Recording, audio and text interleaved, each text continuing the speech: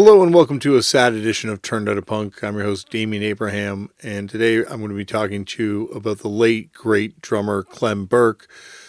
Clem was the legendary drummer of Blondie, in addition to playing in a bunch of other bands, including the Ramones, over the years.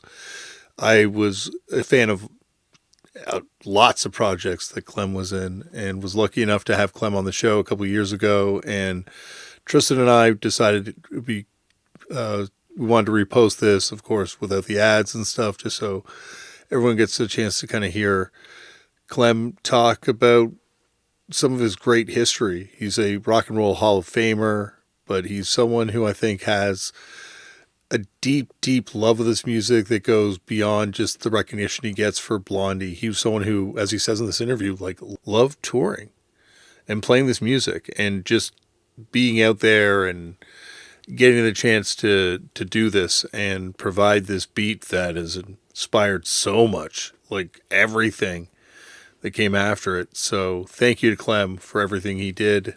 This episode goes out to all of Clem's bandmates, all of Clem's family, and anyone who's feeling the impact and the loss of Clem Burke right now.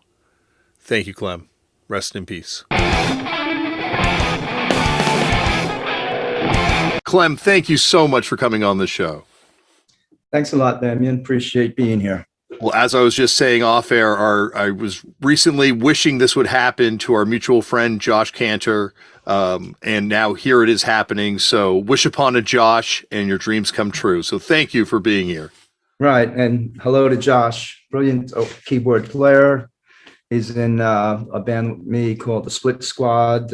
We just put out our second album called Another Cinderella.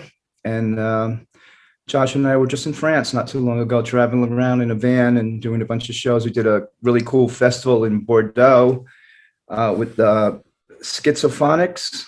Do you know those guys? Yeah. Yeah, they were great, really great. I think they're from San Diego, really cool band. And it was out in an open field in the city in Bordeaux. It was an amazing time.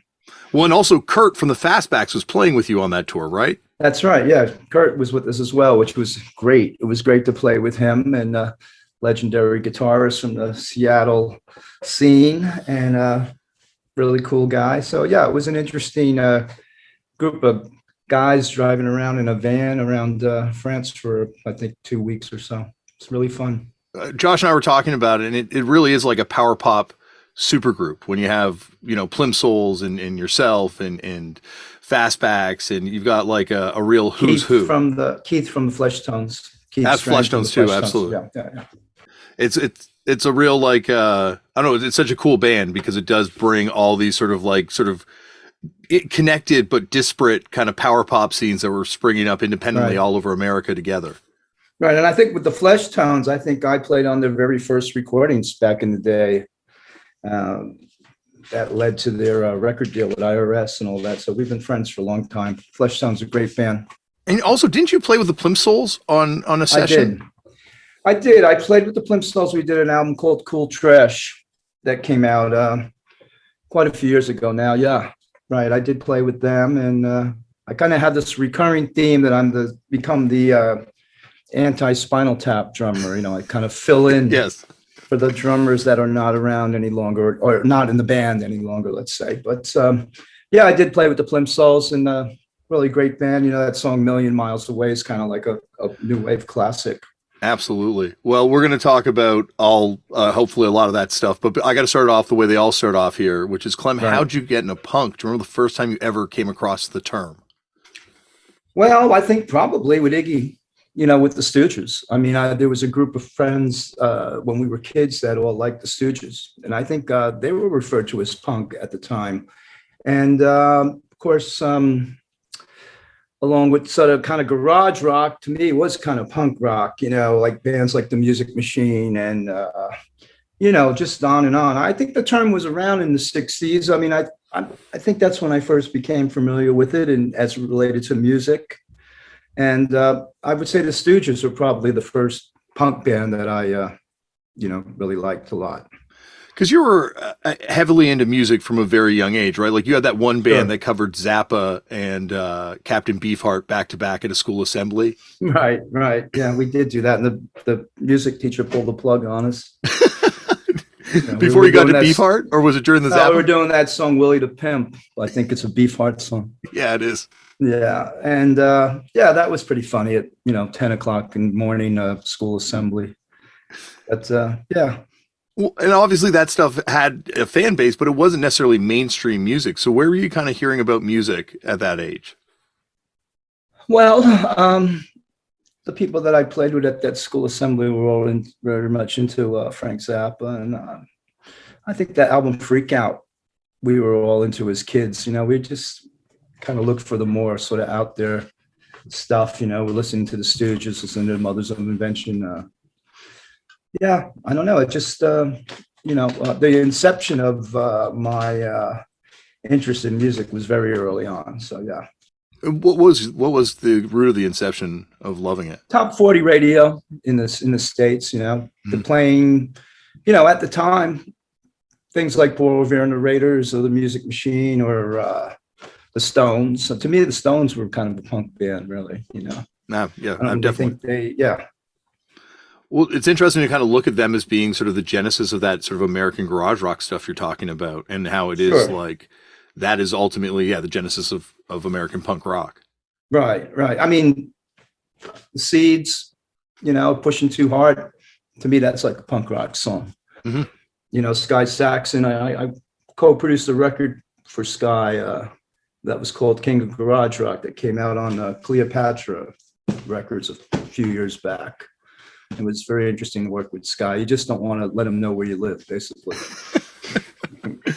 Well, Rest in peace. Rest in peace, absolutely, because he is one of those, from all the people that have come on this show that have had engagements with him, like one of those true eccentrics that Absolutely. Are kind of the root of punk rock in a lot of ways. Yeah, yeah, and Question Mark and the Mysterians, 96 Yes. Tears. They kind of sound like the band Suicide, in some ways. Yeah, absolutely. Yeah, there's things like that. And how unhinged a lot of that stuff was, like vocally, people screaming and kind of like yeah, going for sure. different places. Yeah. What was Total Environment like? Was that the band that covered Zappa and Beefheart? No, we were basically covering the top 40. Okay. Yeah, top 40, that of the day in the sort of around 1968 or so. Yeah. But we were really popular in my hometown, and there was all these battle of the bands type things that we would play at and sometimes win, and that they're the first band I was in the recording studio with. We recorded at WABC studios in New York for Cousin Brucey's Big Break, it was called at the time. The DJ Bruce Morrow, would have solicit local bands to send in a recording of themselves, and then they would, if they liked that, they would put you in the studio, and then they would broadcast the track that you did on air, and then people would vote, all that kind of thing. That's awesome. That was fun. Yeah. So did you gig with that band a lot? Like, were you playing like dances type things? Yeah, dances, CYOs, Jewish community centers. Excuse me. Yeah, the typical thing that most of my friends were doing at the time. I mean, if you investigate what Bruce and Steve and Vincent were doing back in the day, that's the kind of thing they were doing. And most weekends we would play and, earn a bit of money. And it just kind of one thing led to another from there. I was always in a band from the time I was a teenager, So by the time you moved to or start going to New York more to play shows, you're already doing Sweet Revenge by that point. Yeah, well, before that, we would go into Manhattan to the Fillmore, the C bands quite a bit to the Fillmore East. And then when I had the band Sweet Revenge later on, was kind of like a glitter glam rock band, and we would play at a place called Club 82 a lot. And that's where I first kind of saw Wayne County and people like that. And a lot of people would hang out there that kind of eventually wound up at CBGB. People like Lenny Kaye or Tommy Ramone, Joey Ramone. New York Dolls would play. The New York Dolls really, so that's the beginning of the whole New York scene for me. course, the Velvet Underground prior, but the Dolls were a band I would go and see, and everyone on the scene admired the Dolls, you know. Yeah, they really do seem like, like that famous thing about the Velvet Underground. Everyone that bought that record went out and started a band, but it seems like with the Right. New York Dolls, everyone that saw them was inspired to kind of do it. Sure. I mean, they were larger than life figures to me. They were like superheroes, the New York Dolls. And, they were on the scene playing. I saw them at Max's. I saw them at Club 82. I saw them at concert venues around the city. Famously, I saw them open for Mott the Hoople at what was called the Felt Forum at the time. And yeah, the Dolls were the ultimate role models for everyone on the whole New York scene, really. I mean, they're the songs, they're really great songwriters. Of course, Johnny Thunders, David Johansen. The drummer, Jerry Nolan's a big influence on me as well. Yeah, there's certainly one of those bands that, those records sound timeless. Like they're still, they're still fresh. Yeah, it's just so funny when people would, kind of say they couldn't play and things like that. It's just ridiculous. Well, I think that's like the big lie with punk is that these people that were coming into it were amateurs that had never played before. And it's like, everyone had been in bands prior, like from my understanding. I'd say most people were. For instance, when we began Blondie, famously, my first gig with Chris and Debbie at CBGB was with our bass player, Fred Smith, who was left that night, announced he was leaving to join the band Television. Mm-hmm. And so that was kind of like when things began to fall apart quite quickly for me with my partners. And then I brought in my high school buddy, Gary Valentine, who wasn't really a musician. And he knew a few chords, but he had never been in a band. He was more like a poet. He's gone on to become a quite acclaimed writer in the UK, writing books mostly about the occult. And I always run into all these people who always bring up Gary as his writing and all. He goes under Gary Latchman, which is his original name, but he writes books about like Crowley and the occult in popular culture and things like that. And I know like Kurt Hannett and Johnny Marr, a lot of people always reference Gary's books to me when I see them. So, but he wasn't a musician, really. He was, like I said, a writer, a poet. So I think he recited some poetry for his kind of audition in front with the three of us. And he went on to play with me, which we'd probably get to at some point with Iggy. We did a tour and Gary was one of the people involved at that. Yeah. And also one of the great power pop songs of all time, I Like Girls, that he did with the No. Right. Yeah, that's right. He had the band The No. He decided he wanted to make his own way. And so he decided to leave Blondie much, much too early. And his kind of swan song was that song, I'm Always Touched by Your Presence Dear, which we recorded on our second album, Plastic Letters. Mm-hmm. But I'm in touch with Gary to this day, That's amazing too, like all the different places people wind up, because here he is having this whole incredible act with Blondie, obviously, and then his power pop stuff as Gary Valentine, and then in the No. But then here he is having this whole other act where he's even probably arguably more famous for.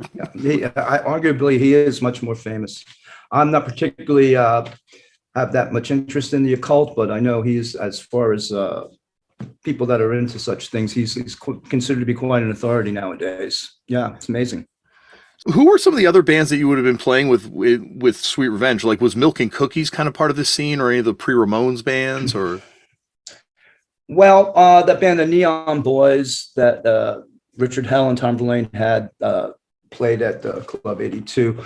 There was a band called Another Pretty Face that was kind of almost a Bowie tribute band that was quite popular. They would mix originals with covers like T-Rex. And I mean, the whole glam rock, David Bowie, Ziggy Stardust kind of really, to me, informed, the beginnings of punk rock, for sure. I think everyone that got involved in the music scene was influenced, as I said, the New York Dolls, like David Bowie, Mark Bolan. I know Sylvain was a big T-Rex fan, for instance. Some of the other bands, like I said, Teenage Lust. There was a band called Harlots of 42nd Street. And Debbie and Chris had a band called the Stilettos. Those were kind of the other bands that were on the scene at the time. Yeah. It feels like there's almost the sense of like waiting for punk to happen for a lot of the people that were there to Right. really Well, get it going. right. There was the band Sniper too that Joey Ramone was in as Jeff Stardust. Yeah, yeah. They were on that. They played on that circuit at the time. And there was the place Coventry in Queens, another club that people would play, but where Kiss would play, for instance.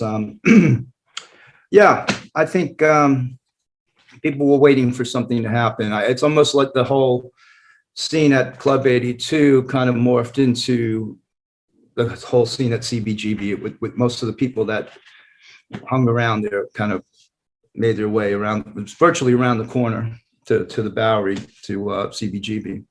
Did you ever catch that band, the Dogs from Detroit, that moved to New York for a short period of time? I think I did. Yeah, at one time. Yeah, yeah, I think so. I think I might have seen them somewhere along the way. They're like the a name's weird familiar. Yeah, and they're like I guess they played with Kiss at the show Kiss got signed at, and they would play very early on, just before punk kind of happened. They always seem like to be the wrong place at the right time or the right place at the wrong time. Right. Yeah.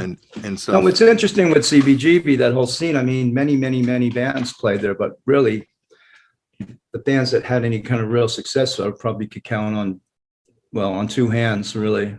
I mean, you had Living Color come out later on out of CBGB, amazing band. But the early bands, Patti Smith, Television, Ramones, Talking Heads, Blondie, it was Mick DeVille. Yeah.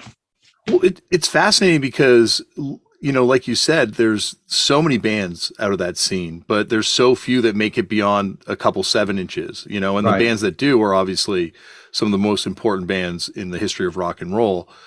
But it's amazing how many bands didn't get there. Like it's interesting reading just, even from your own accounts, like how maligned Blondie was in the beginning and how it's kind of through this fighted doggedness that you kind of persevere. And that's why I think Craig Leon says it even in the book Paralleled Lives, but Blondie is kind of the first punk band because you were the band that did it in spite of everyone around you discouraging it and ultimately carved this incredible path that changes music forever.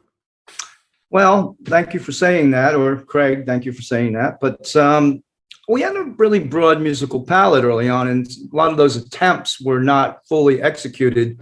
For instance, Heart of Glass, with the backlash that occurred, we thought we were experimenting with electronic music at the time. But, that song was around since the mid-'70s on the first demo we did with a guy called Alan Betrock, who was the editor of New York Rocker. I think he kind of started the newspaper at the time. And, the songs on that demo, which are included on this Against the Odds box that we have coming out, never really saw the light of day other than being officially recorded, other than the Heart of Glass version of Heart of Glass. And it's funny enough, there was a song called Platinum Blonde, which is kind of like in the vein of the New York Dolls or the Rolling Stones. It was kind of Debbie's calling card at the time. And we'd never really officially recorded that on any other Blondie record up to this time, which is kind of funny because it was kind of a trademark song initially when we were first playing in the bars around New York. It's funny. It inspired actually a Canadian band from around where I'm from they gave them their name, Platinum Blonde. Oh, really? It was on that bootleg, right? I think the guy Alan bootlegged it early on. Alan Betrock, I think he put it out. Yeah, but now it's it's included officially in this Against the Odds box. But that's awesome. Yeah, that's a little demo we did in a recording studio in a basement in Queens in the mid-'70s. Yeah. Well, it's amazing how it's just like a little demo, but it's like these songs that would change the world. It's like the ripples off this like one recording session. Right. Oh, we also did. We were all big fans of the Shangri-Las, and we did a version of their song "Out in the Street" on that demo, which wound up being done with our record with Craig, No Exit. We included that version of that song on that album back when we got back together. But yeah, as I said, we attempted many things.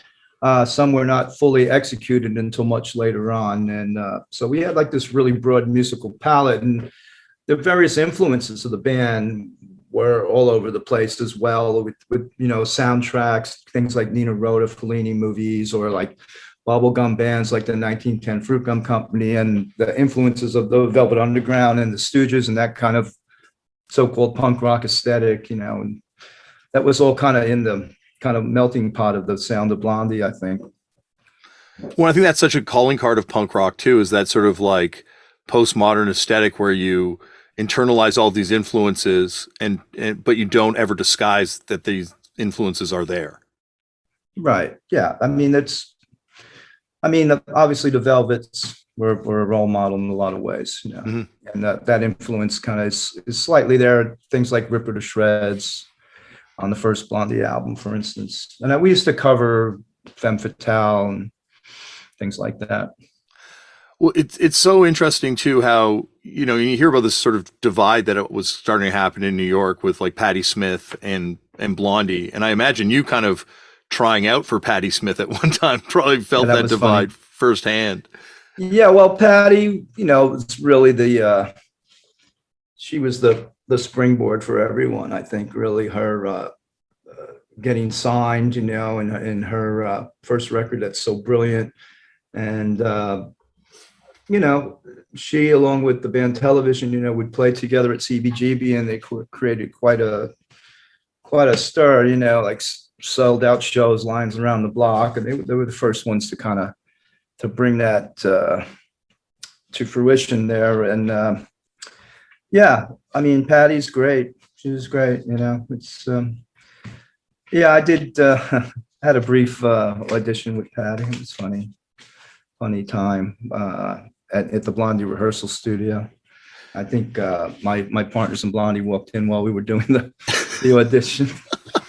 I was with Gary. It was kind of funny, but Patty's great. Yeah, but there is that weird kind of one side of the CBGB's axis was like kind of like the Heartbreakers, Blondie, the Ramones, and on the other side you had the Television, Talking Heads, Patti Smith kind of group. It was almost like high school, like cliques and stuff. It was rock and roll high school, But once again, that's the foundation of so much of punk to come out of it. Like that's what I find so fascinating about that scene is because obviously there's just a handful of you that are making up this scene, but these dynamics establish the dynamics that exist forever in punk and hardcore, where you have this sort of like double helix of street rock and roll and art school kind of coming together and creating something. Right. Well, we had our basis in art school as well, with particularly with Chris and Jimmy, our keyboard player. They were both the artists, and I was kind of more just just always wanted to be a rock and roll star. I was on my quest to find the right place for me, and I've said many times I was looking for the person to front my band, so to speak, that had the sort of creativity, the charisma, the power of like a Bowie or Jim Morrison or people like that. And I thought when I found Debbie, she was kind of that person, and I think that kind of what persevered as we continued with Blondie. She became this really iconic figure. The fact that she was a woman made it a little different, but I think there was kind of a yearning for the glamour of glam rock, so to speak, in the context of punk rock. The Sex Pistols were kind of like a glam rock band too, in a lot of ways, Yeah, there was like a lot of talk of them trying to be the Bay City Rollers, or Malcolm McLaren saying that they were going to be the Bay City Rollers. Yeah, that I can get that analogy, but that wasn't really where they were coming from. I think they were, but knowing, matter of fact, Glenn Matlock is now playing with us in Blondie on this tour that we're doing, and we're getting ready to do a show tomorrow night, actually, in New York. So, yeah, so I've become friends with the three of them, other than John with the Pistols. So I have a history with them going back quite a way. Glenn and I have been friends since the 70s. Well, and also one of the great underrated rock records, Checkered Past. Right, Checkered Past with Steve Jones. Yeah, that record was not what people expected from Steve and myself at the time, I don't think. And Tony Sales, was came out of playing with Iggy on the famously played on the Idiot and the Lust for Life albums, and along with a guy called Michael DeBar, who's a DJ now on Sirius and a friend of mine, and Nigel Harrison from Blondie, we had formed a band called Checkered Past that was kind of more like a hard rock band. And got a lot of flack from a lot of people because it wasn't what they expected. And then kind of most recently, a friend of mine was going through an old copy of that magazine Kerrang. Yes. And they had the best albums of, it was 1984. They had like the top 10. And the first one was like the Van Halen album, whatever one was out then, maybe the first one. Then it was Purple Rain, and the third album was Checkered Past. So some people liked it. Yeah. Oh no, it's one of those records that, I'm sure at the time, if I was like a young punk kid, it wouldn't have been what I was hoping for. But at the same time, like hearing it now, divorced of that expectation, that when your drums kick in on that first song, oh my God, that is a hard rock record. Right. Is it World Gone Wild? I'm not sure if that's the first song or not, but that's the first song. Yeah. Yeah. And it's a fantastic record. Like, once again, like, I think because people have these expectations, because it's amazing when you're in a band, and obviously you've had a much more incredible career than myself, but like how people fixate on different periods of your life, which are only really like a short period of time creatively, and then you're doing other stuff, but they become so idealized and fetishized to people at a certain point that it's hard for them to accept that. It's like, well, no, I do a lot of different things. Yeah, well, I was kind of used to that because of the backlash of Heart of Glass as well, during the days of Blondie. Like I said, we thought we were experimenting. And, when I went on to work with my friends in Eurythmics, Annie and Dave, on their first album called In the Garden, which we recorded in Neunkirchen, Germany, outside of Cologne, with the producer Connie Plank, who produced Kraftwerk. So when I met up with Connie, he was really forthcoming about how much he appreciated us using the electronics and having a commercial hit with it, and he got the connection, the Kraftwerk influence in that. So I was really proud to have Connie say that to me.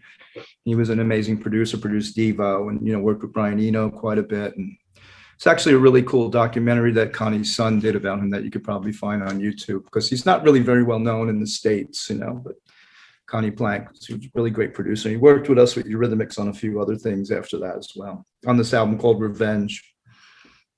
I think people like, I think you're proven right on all these things that you suffered a backlash. Well, in retrospect, yeah. Well, nowadays it does seem like, I don't know if it's the whole shuffle phenomena that occurred during iPod's first coming around, but it seems like there's music's all over the place in a good way. Mm-hmm. I mean, you can listen to John Coltrane next to Iggy and the Stooges, next to the Rolling Stones, next to Marvin Gaye, for instance, whatever, and it all kind of seems to make sense nowadays. Yeah, like I think at a certain point when you were paying for these things, there was a lot more sort of like religious devotions to the things you're paying money for, and now that it's all kind of like pay one fee, get it all. I guess so. Yeah, that's true. Yeah. It's interesting to see what the music's going to come out like, because it will change it, right? Like that's the thing. People used to do such deep dives into certain genres or certain areas, but now it's going to be a lot more far-reaching. Yeah, the music's a lot more accessible, like you said. Yeah, which is a good thing about that. Yeah.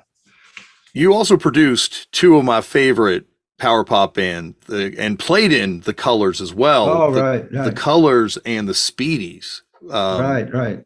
Two super underrated groups, but were they kind of happening around New York and you saw them, or did they come to you because of Blondie, obviously, or how did that start? Well, a bit of both. The Colors, I kind of tried to manage and produce them, and got them some interesting gigs. I think they opened for the Undertones, for the Bay City Rollers. I think the Ramones even. They were the new kind of up and coming younger bands on the scene, and I had some time to kind of dedicate to helping out a few of those bands. And so the Colors, we just kind of became friends, and I wound up producing an album for them as well. And then the Speedies, I think once I started working with the Colors, the Speedies came to me about producing them. And I had a good friend at Electric Lady Studios that we were able to go into for the, in the downtime in the middle of the night. I think, and also with the Colors, when CBGB installed a 16-track recording board. We would go in there after the bar closed at like roughly 4:30 a.m. and begin recording till about 2 in the afternoon. It was a really strange kind of the night shift of recording inside that bar, reeking of the night before, but it was, Hilly Crystal was very supportive of the Colors as well, the owner of CBGB. It was just like a natural progression for me to kind of keep working with younger bands. And then they were minus a drummer for a while, so I recorded an EP with them. That EP's fantastic. Yeah, that's really, I like it a lot. I think someone just did an article in the New York Times about those kind of second generation of New York bands. I think it just came out. It was primarily about the Speedies and another band, the Student Teachers. Oh yeah, Thurston Moore actually talked about him when he was on the show because he was part of, I guess, that next wave. Well, yeah, Thurston. Well, yeah, Sonic Youth, of course, yeah. Well, it's interesting because there's also at that time you have, in addition to these bands, I guess you have the more of the hardcore stuff also beginning to start. Right, I suppose, too. Yeah. I mean, I wouldn't associate them with hardcore, but Living Color kind of came out of that second wave, and Ed Stasium, who produced them along, working on earlier on with the Talking Heads and the Ramones, did a great job on that Living Color record, that song Cult of Personality. It's amazing. Yeah, oh, absolutely. A fantastic band. And I think it speaks to like CBGB's eventually, even beginning to be a place where those, Meet Me in the Bathroom era New York bands, like it was right. continually kind of like a cool space for new bands to go and play. I think there was some kind of acrimony between the Strokes and Hilly. I think I've read somewhere, someplace. They definitely seem to be a band that was very divisive on the scene early on. They come up on the show and not necessarily in the best light all the time. Yeah, they were. I mean, that's a whole other story, but they were a great band. They are a great band. They've got some songs, there's no denying that. Yeah. Speaking of bands with songs, the Marbles, they were another band that I think was managed by Alan early on, Bet Rock as well. Yeah. Were they a band that you guys would play with, or were they kind of like, once again, a band that didn't really get far beyond a single? We actually shared a rehearsal space with them early on West 30th Street. And I quite liked them because, once again, they were kind of like a power pop band. The Marbles, they had some good songs. I used to like that band, the Poppies, too, that morphed into the Boyfriends later on. But the Poppies were very much like influenced by Cavern-era Beatles, and they were on the scene, and they were really good. I like them a lot, Poppies. And you brought up Jimmy earlier, and did he play with the Fast, or he had some connection to the Fast, right? Well, Jimmy Desgiar, keyboard player in Blondie, we originally met him through the Fast, and they all grew up together in an area of Brooklyn. And Jimmy's sister was a friend of ours as well. So it was all kind of, there was only that handful of people that were hanging around Max's and CBGB at the beginning, most of whom were musicians. And the Fast were a band that actually would play at Club 82 as well. And we used to cover one of their songs with Blondie called Comic Books. But Jimmy came to us via the members of the Fast recommending him. Yeah. But supposedly he played in that band Milk and Cookies for a minute. Yeah, I think I read in the book that he got kicked out just before they went to England to do that first record. Yeah, something like that. I'm not really sure. That's all kind of cloudy for me. I don't know, but we were lucky to get Jimmy at the time. We were looking for a piano player, and he didn't have a piano, but he had to have a Farfisa organ, which obviously fit into our whole kind of bubblegum rock, kind of punk rock aesthetic. It kind of immediately kind of brought a sound of the 60s, let's say, to the band in a good way, with incorporating the Farfisa organ.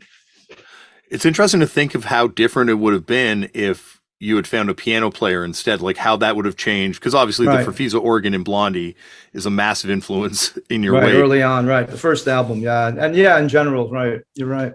And it's amazing to think how that change would have affected all rock afterwards, in a way, especially punk. Yeah, if you think about it. I mean, it harkens back to, the Question Mark and the Hysterians type of sound, 96 Tears, or, Little Red Riding Hood, Sam the Sham, Yeah. people like that.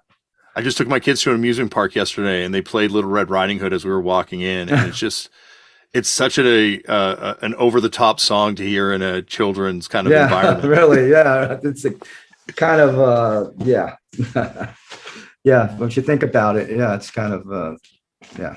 I see what you mean. When you went to your trip to England, and you went to visit a girlfriend, I believe, and Yeah, but you my also girlfriend was going to Polytechnic in East London. Yeah. and so you were there, and you also checked out like Doctor Feelgood, I read, and became a big fan of Doctor Feelgood. Yeah, yeah. I saw the Feel Goods a bunch of times while I was there. They were kind of like really riding the wave of their kind of biggest success at the time. And there's an album called Stupidity, a live album that I was present for the recording of. And I did see them play a few other shows along the way. And also I sort of became friends with Eddie and the Hot Rods. And there was a band, Curcell Flyers, that the writer Will Birch was in, and who went on to play drums in the records later on as well. Will did. And yeah, that whole kind of beginnings of, I didn't see the Pistols. I mean, I think I probably was there when they were playing. So the Stranglers, yeah, but the whole kind of minimalist approach of Dr. Feelgood was something I was very appreciative of. And I also kind of saw the comparison to a band like Johnny Thunders and the Heartbreakers, for instance, with rooted in that sort of R&B. And the Feelgood style, with Wilco with the black suit and the red and black guitar, and Lee Brillo in the white skinny suit, and it was just like very appealing to me. And their energy was amazing, and everyone acknowledges them as being the really true precursors of punk rock. Like the kind of the bridge from pub rock, so-called pub rock. Because I think the Feelgoods were much more aggressive than a lot of the pub rock bands at the time that were doing, covers of American rock and roll. But then you had, kind of the presence of kind of the beginnings of like Elvis Costello and Nick Lowe and things like that going on at the same time over there. Well, Brisley Schwartz, right? And yeah, with Brinsley Schwartz, yeah. But yeah, the Feelgoods, very influential, just their whole presence, and went on to see them in America a few times. Famously, they played at the Bottom Line, which is no longer there. It's an NYU dorm now. Was the Feelgoods with the Ramones opening, so it was like the greatest combination ever. It was really amazing. And I think I saw the Feelgoods play up like in Hofstra University or something like that. We tried to talk to the guitarist Wilco Johnson, but seemed very moody and didn't want to even be there at the time. So.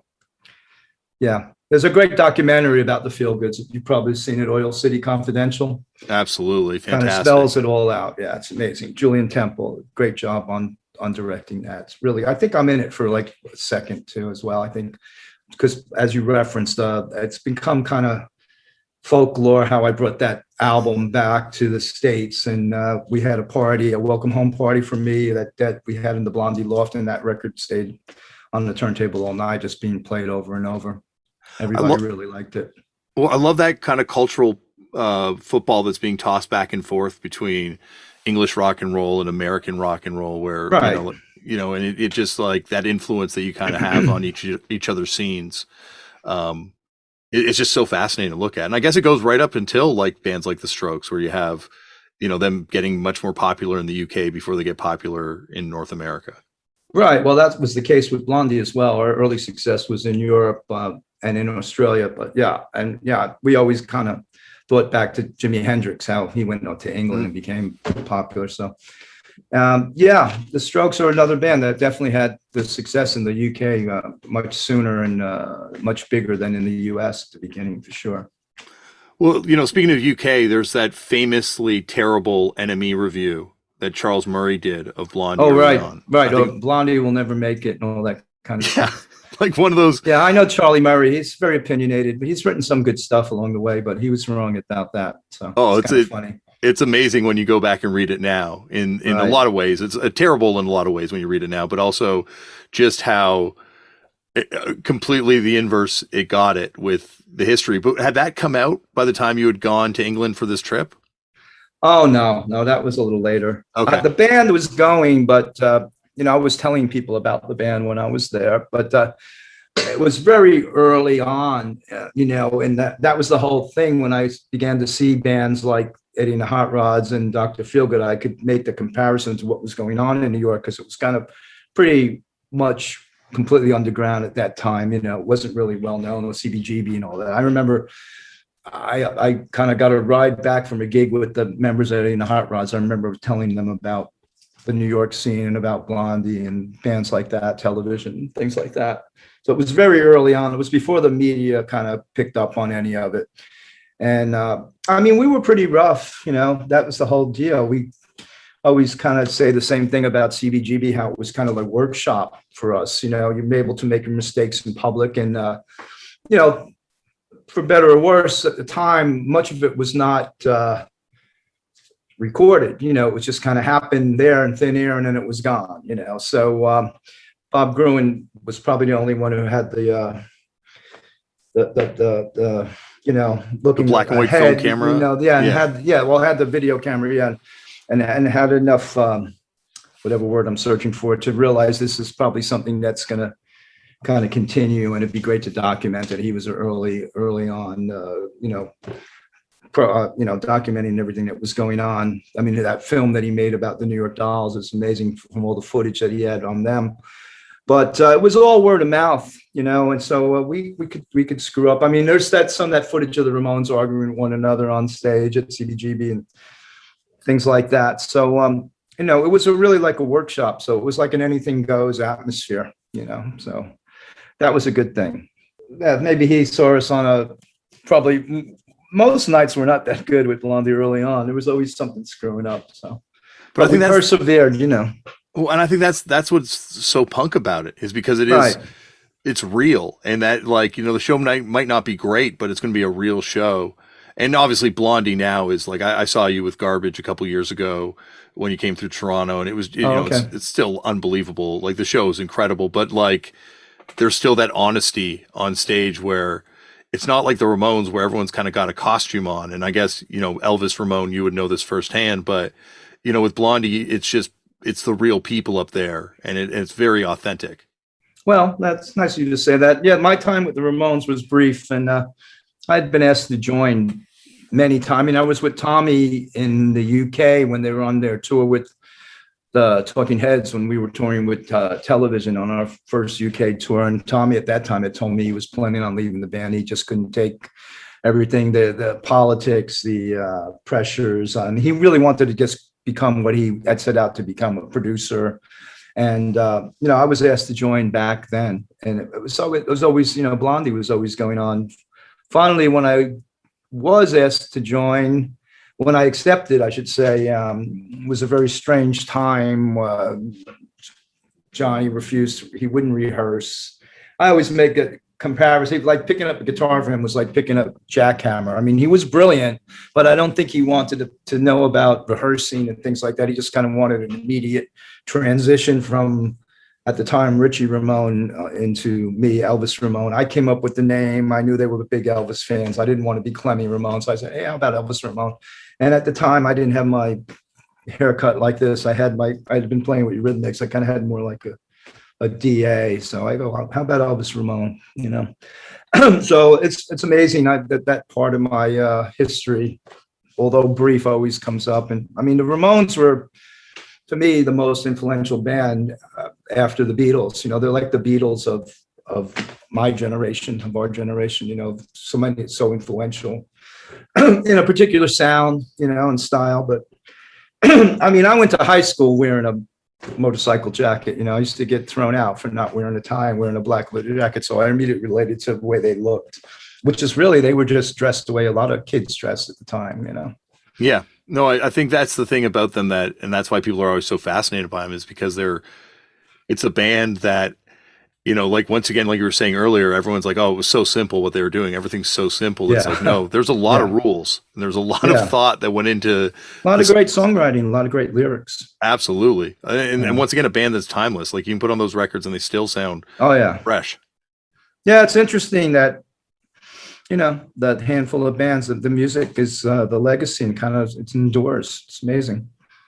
Yeah, and it's also like when a band can live the gimmick that long.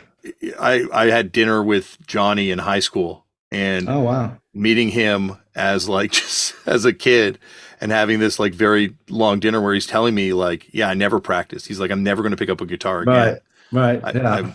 have no reason to ever do that. And I just mean, that's interesting. I suppose it's very punk, there's a means to an end for him, but that's really not where I was coming from as a musician. I mean, I did want to be successful, but I think first and foremost, I enjoy playing music. I mean, I do all these offshoot bands, for fun and just for the music. And, it's just what I do. It's always what I've done. I guess Johnny, he just kind of picked up the guitar and made it, his entree into the world he wanted to be in without having to actually work. So I know, although it was hard work, obviously, with the Ramones. But I think Dee Dee kind of, for the most part, got kind of upset with when he branched out, he tried to be a rap artist, which was kind of a joke. But yeah, he didn't really want to be stuck in that sort of format forever, I think. And also, when I was in the band, Joey and I would talk about expanding things a little bit. But it was so weird sitting in the band because, famously, the two of them didn't speak to one another any longer. So Johnny would be in the front with the tour manager, Monty Melnick, and then I would sit in the next row, and then Joey was behind me, and then Dee Dee would be in the back. And I would just kind of really talk to Joey most of the time. We were friends, yeah, good guy. Yeah. rest in peace. Absolutely. And then the politics, between Johnny and Joey, it's just crazy. Yeah, I think that once again sets up a lot of the dichotomy that exists in punk too, with people Right. on both extremes Yeah. existing in the same music. But when CJ was on the show, he talked about how the speed of the band really affected Joey, and how he never wanted to play this fast, but with Johnny, it was always fast. It had to be. It was fast. like he wanted to get off stage as quickly as Yeah. possible. Yeah. I mean, I did Mike Watt and I did the show, the 40th anniversary of the first album. And when it was decided that he and I were going to be the bass player and the drummer, I had never really met Mike before, although I know about the Minutemen and all that. I got in touch with him and said, hey, you want to do this? He goes, yeah, let's rehearse. So like we spent a week, just he and I just playing along to the first album. And then after we had everything committed to memory, just going into Mike's studio in Pedro and just playing the album over and over, the music of the album over and over, the songs from the album over and over. And then by the time we got to New York, there were people that had that other idea. Oh yeah, this is easy. I'm just going to play a Ramones song. And we're like, no, wait a minute, guys. We're doing this way. And because we had really spent quite a bit of time. And, and I got Craig Leon came on to play Farfisa on Let's Dance, which he did on the first album. But it kind of, for me, it kind of verified or, legitimized what I was thinking all along. If I only had a chance to rehearse with the Ramones, it would have been great. Yeah. But it was complete trial by fire. But It was great that Mark came back. Mark and I are friends. I just saw Mark in Ibiza.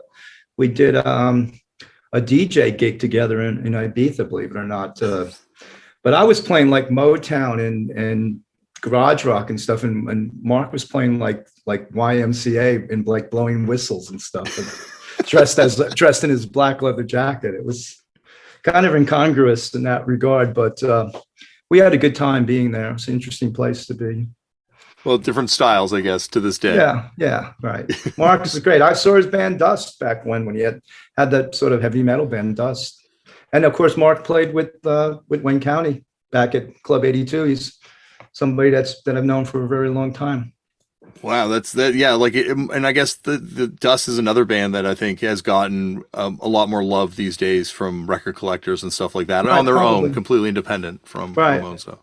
Right. Well, you talked about it earlier, and I got to ask you about it. What was it like playing with Iggy for those years, and finally getting to play with this band that kind of inspired you, or the person who from this band that kind of inspired you to enter this journey?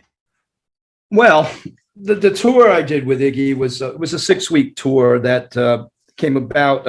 I was working with Jimmy Destry on his solo record, that he made during the Blondie break, and one of the guitarists on that record was Carlos Alomar from David Bowie's band, right?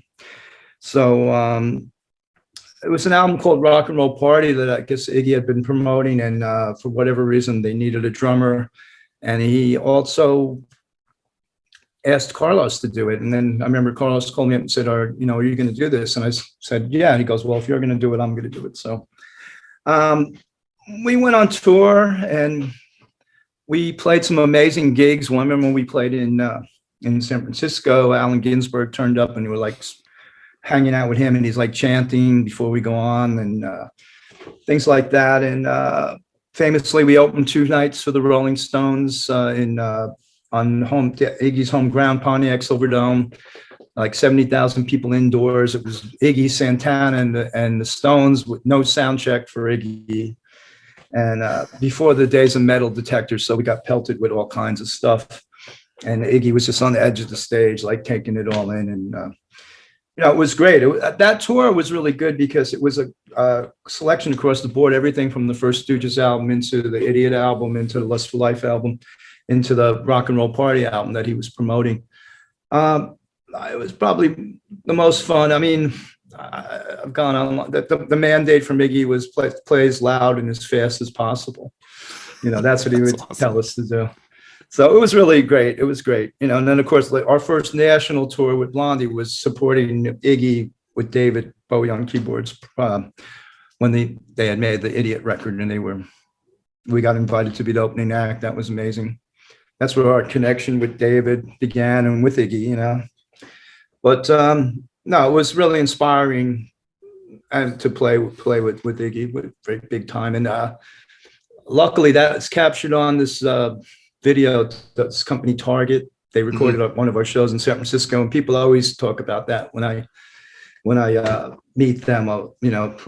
People that are more interested into Iggy and the punk rock thing than the whole sort of Blondie side of things. So that was great. It was really a great experience working with him. It's funny because like I opened for him. I opened for the Stooges when the day after they had all their gear stolen in Montreal and all their shit ripped off.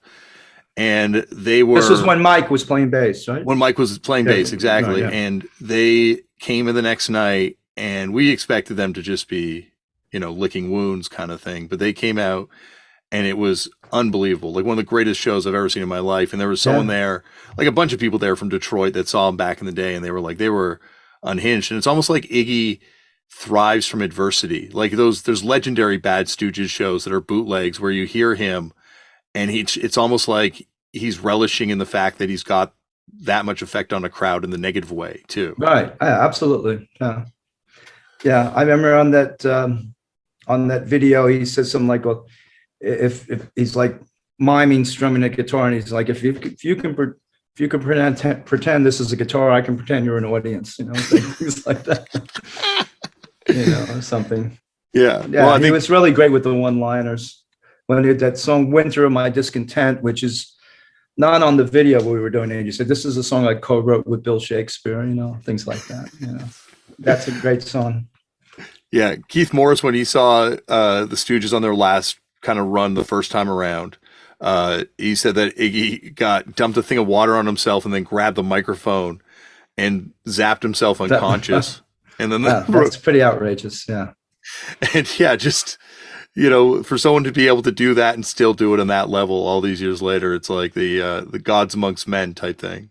Yeah, we're actually talking about maybe next year trying to do some shows, Blondie and Iggy together again. Oh, that would be amazing. Yeah, I think it would be good. There's a bunch of different artists that are still around that we think would be great to kind of hook up with. The way similar we did with Johnny Marr. Just was our special guest in the UK on this tour we just did, and then when we toured with Garbage, we like to. And then the tour that we're doing now, the Damned are our support act. This tour that's just about to happen with Blondie.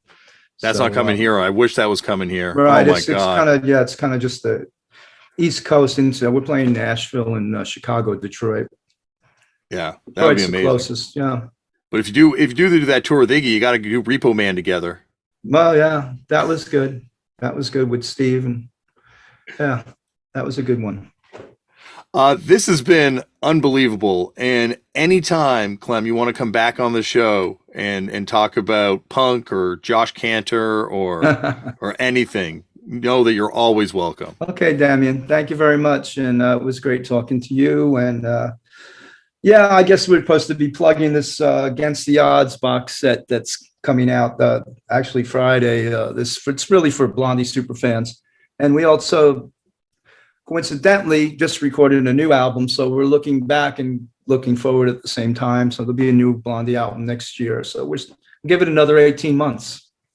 Well, Been come saying back it since the 70s. So the last record was unbelievable. I think like Pollinator, yeah. I think as a band, it's great to see continuing to put out classic albums.